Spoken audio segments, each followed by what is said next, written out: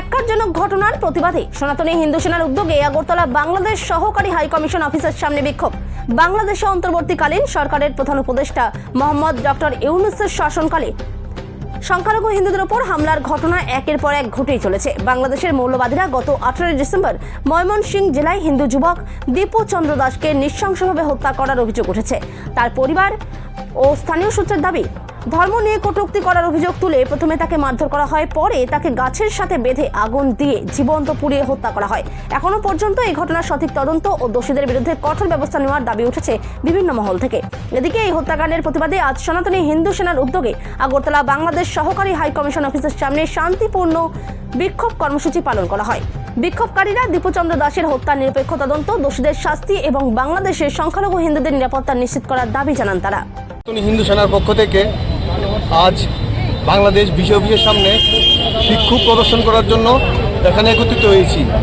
বাংলাদেশে আমাদের হিন্দু ভাইদের প্রচুর অত্যাচার করা, হিন্দুদের উপর মারধর এবং গত পরশুদিন এক হিন্দু ভাইকে জ্যান্ত মেরে পুড়িয়ে জ্বালিয়ে দেওয়া হয়েছে। এর প্রতিবাদ আমরা এখানে ভারতবর্ষ থেকে বিশেষ অফিসকে আমরা জানান দিতে চাইছি যে আমাদের হিন্দু ভাইদের প্রতি যদি কোনো রকম এরকম অত্যাচার এবং এরকম কোনো কিছু করা হয় তাহলে আমরা এখানে চুপ করে বসে থাকবো না। আমরা এর প্রতিবাদে এর বিপুল আয়োজন করব এবং বিশাল ব্যবস্থা নেব। এবং আমরা হিন্দুরা এতদিন যেভাবে নিরস্ত্র এবং শান্ত হয়ে বসে থাকতাম, আজ এখন থেকে আর কোনো রকমভাবে শান্ত হয়ে বসে থাকবো না। আমরা এর প্রতিবাদ করব। এর জন্য আমরা যথেষ্ট সোচ্চার রয়েছি। প্রত্যেকটা হিন্দু ভাইয়ের বুকে আগুন জ্বলছে, প্রত্যেকটা হিন্দু ভাইয়েদের জন্য। আমরা চিরকাল থেকে হিন্দুরা সবাইকে নিজের বুকে আঁকড়ে ধরে রেখেছি এবং প্রত্যেককে আমরা নিজেদের মতো ভেবে প্রত্যেক ধর্মকে আমাদের নিজেদের ধর্মের মতো টেনে আমরা বুকে আগলে ধরে রেখেছি। কিন্তু অন্য কোনো ধর্মের লোকরা হিন্দুদেরকে পছন্দ করে না এবং আমাদেরকে কোনোদিন আগলে ধরে রাখে না। আমাদের প্রথমে হত্যা করার জন্য তারা ষড়যন্ত্র করে। এই জন্য আমরা এখন হিন্দুরা একত্রিত হচ্ছি সারা বিশ্বে, শুধু ভারতবর্ষে নয়, শুধু ত্রিপুরাতে নয়, সারা বিশ্বে আমরা একত্রিত হয়ে আমরা ওই সব শক্তির বিরুদ্ধে লড়াই করব এবং এইভাবে আমরা জানান দেব হিন্দুদের অস্তিত্ব অসীম অপরিসীম। জয় শ্রীরাম, ভারত মাতা কি জয়, হর হর মহাদেব, সনাতনী হিন্দু সেনা জিন্দাবাদ। ধন্যবাদ। আমরা সনাতনী হিন্দু সেনার পক্ষ থেকে বাংলাদেশে ময়মনসিংহে দীপুচন্দ্র দাসকে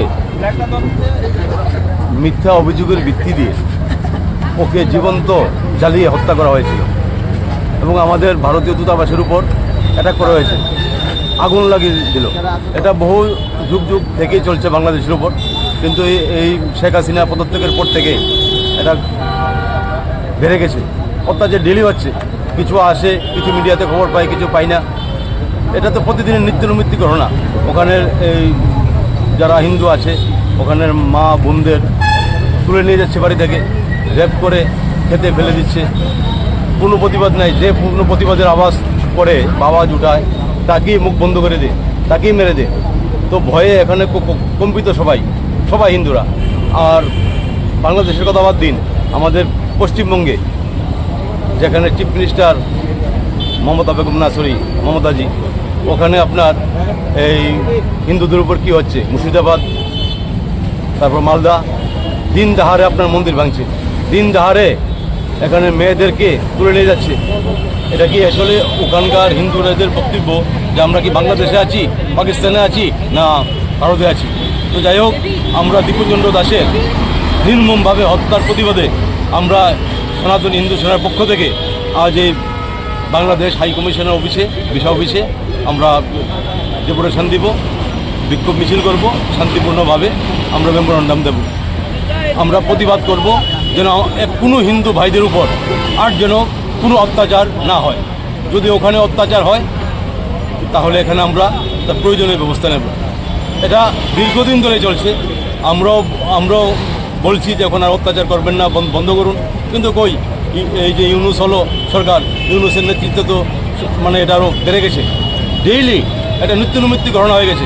কাল যেটা দীপুচন্দ্র দাসের সাথে হয়েছে, কাল তো ওখানে আরও লোকের সাথে হতে পারে।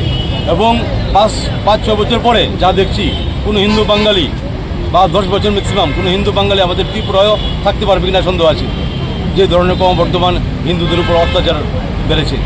তাই আমরা সনাতনী হিন্দু সেনার পক্ষ থেকে তার তীব্র ধিক্কার জানাচ্ছি এবং আমরা ডেপুটেশন দেব ওখানের বাংলাদেশ হাই কমিশনের কাছে।